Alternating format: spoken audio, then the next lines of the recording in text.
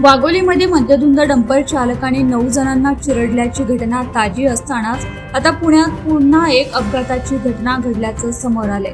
मद्यधुंद अवस्थेत असलेल्या कार चालकाने अनेक वाहनांना धडक दिली। या घटनेत एक जण जखमी झाला। ही घटना 24 डिसेंबरला चतुर्शृंगी पोलीस ठाण्याच्या हद्दीत घडली।